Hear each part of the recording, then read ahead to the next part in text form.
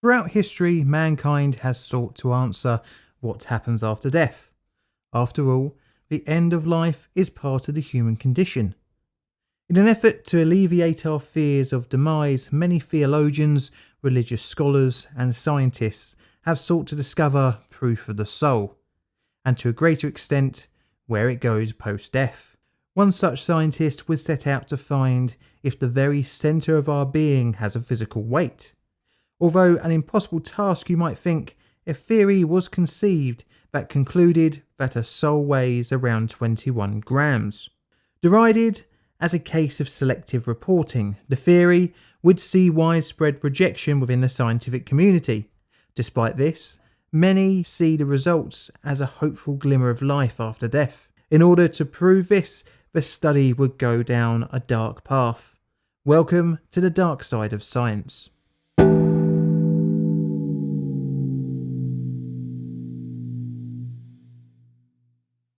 It is 1907, and a new theory of proof of the soul is leaked in the New York Times. The headline exclaims, "The soul has a weight." Physician from Haverhill, Massachusetts, Duncan MacDougall thinks. But our story starts all the way back in Glasgow in 1866, with the birth of Duncan MacDougall. He emigrated to Haverhill, Massachusetts in the United States at around the age of 20. Shortly after emigrating, he attends the Boston University School of Medicine, receiving his medical degree. He would return to Haverhill, where he would meet Mary and have a son in the mid-1890s. Like many people of this era, MacDougall was fascinated with death and the human condition. As such, he devised a way to prove the existence of a soul. He surmised that if we have a soul, that it must hold a physical space, and therefore can be weighed. Once death is complete, then in theory, as consciousness is extinguished, when the soul leaves the body, then the weight of the deceased will change. In his 1907 hypothesis, published in the Journal of the American Society for Psychical Research, he said, "Since therefore it is necessary to the continuance of conscious life and personal identity after death, that they must have a basis, that which is space-occupying or substance.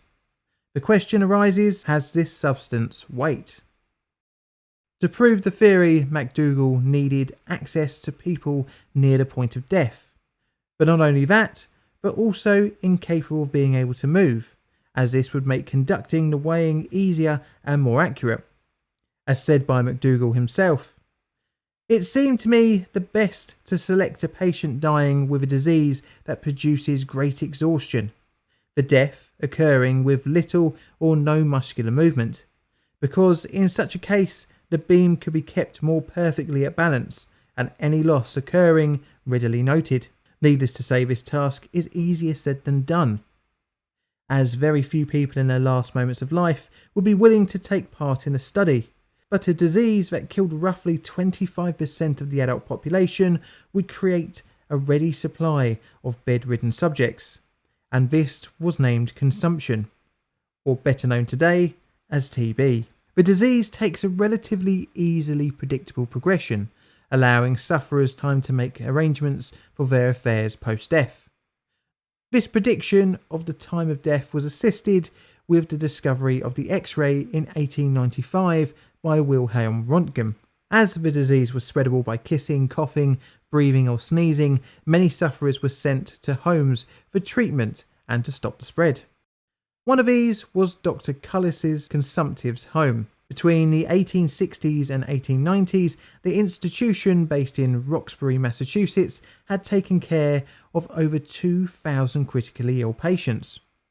Dr. Cullis believed in cure by faith, in which prayer would help heal the sick. Although not the most scientific method, the home offered comfort and care for its patients. MacDougall had been refused by many homes for his morbid study into the point of death, but Cullis's home offered an opportunity for MacDougall. The faith-based institution, who agreed to allow the scientific experiment, thought that proving that the soul was real could have both spiritual and medical importance. In total, 6 dying people would volunteer for the experiments. The The process set out for the experiment involved taking the patient as their last moments approached and placing them into a cot suspended from a Fairbanks scale sensitive to 0.2 of an ounce. Due to the progression of the disease, the patients were so ill they did not move, allowing the measurements to be accurate. MacDougall and 2 physicians carefully observed the patient, noting the weight on the scale. As the moment arrived, they recorded the exact time of death and looked for any change of weight at that moment. The experiments would start on the 10th of April 1901, when the first volunteer was wheeled into a room which housed the cot and scales. The man continued to breathe for 3 hours and 40 minutes before death. Suddenly, coincident with death, the beam end dropped with an audible stroke hitting against the lower limiting bar, and remaining there with no rebound. The loss was ascertained to be 3/4 of an ounce, or roughly 21 grams. The second subject, a man also suffering from TB, was observed for 4 hours and 15 minutes before his death, at which time the weight dropped 1/2 an ounce.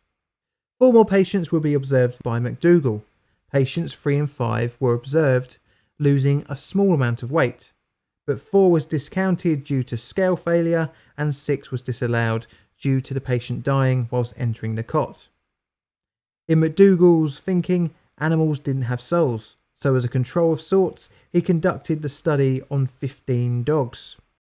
He would later state, surrounded by every precaution to obtain accuracy, and the results were uniformly negative, no loss of weight at death.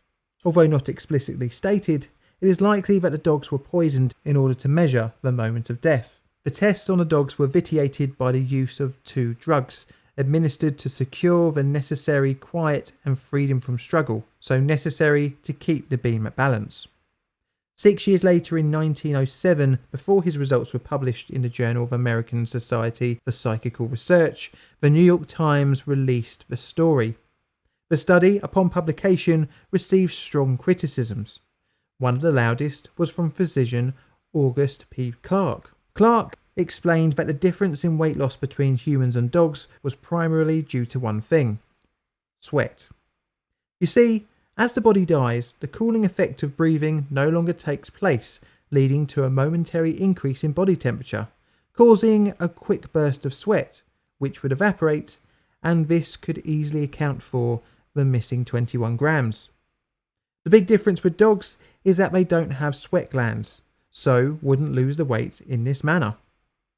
The criticism from the wider scientific community wouldn't stop there, as it was pointed out that only 1 case out of the 4 recordings of weight resulted in 21 grams, which would suggest a case of selective reporting.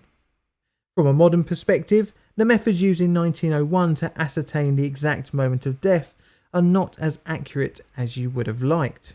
Worryingly for the results, this is even semi-admitted by MacDougall himself for the second patient. The last 15 minutes he had ceased to breathe, but his facial muscles still moved convulsively, and then, coinciding with the last movement of facial muscles, the beam dropped.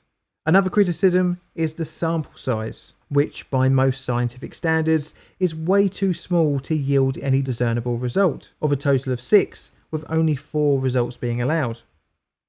Many other variables were not controlled, for example temperature of the room, cause of death, and even its being limited to just one institution. The imprecise nature of the study meant the results were far from reliable, but the reason that the experiment is known today, and not just a bizarre footnote of strange history of science, is its cultural impact. Needless to say, fundamentalist religious groups of the day embraced the findings, and even though Dr. Duncan MacDougall would pass away in 1920, the weight of 21 grams permeated itself into modern day culture. More modern attempts of a recreation of the study by Lewis E. Hollander Jr. on various animals actually yielded an unaccounted for weight gain.